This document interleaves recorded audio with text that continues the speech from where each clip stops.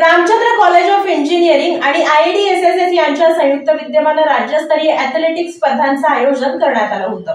राज्यस्तरीय मुला-मुलींच्या ॲथलेटिक्स स्पर्धेचे सणस मैदान स्वारगेट पुणे येथे आयोजन करण्यात आले। Shri Ramchandra college of engineering आणि IDSSS यांच्या संयुक्त विद्यमाने राज्यस्तरीय ॲथलेटिक्स स्पर्धेत सणस मैदान येथे मोठ्या प्रमाणात आयोजन करण्यात आलं होतं। याचं उद्घाटन मारुती रामचंद्र भूमकर, संस्थापक अध्यक्ष श्री रामचंद्र कॉलेज इंजिनिअरिंग यांच्या शुभ हस्ते करण्यात आले।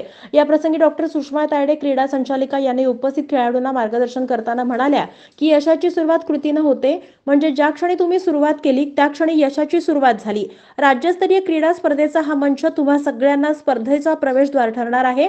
कोणत्याही देशाची प्रगती आणि जगात त्याबद्दलचा आदर याचा थेट संबंध हा क्रीडा क्षेत्राशी असतो।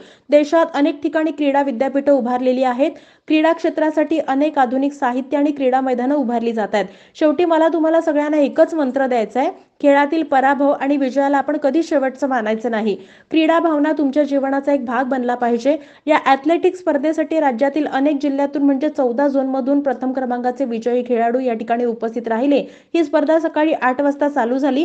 यामध्ये प्रतिभावंत खेळाडूंनी भाग घेऊन आपली प्रतिभा या ठिकाणी दाखवली। 100, 400, 1500 मीटर धावणं, रिले स्पर्धा, high jump, long jump, shot put discus throw, javelin असे अनेक खेळाडूंनी यामध्ये आपला भाग घेऊन विजय मिळवला। पंच म्हणून नाना ताकवणे आणि इतर पंचांनी या स्पर्धेचं कामकाज पाहिलं।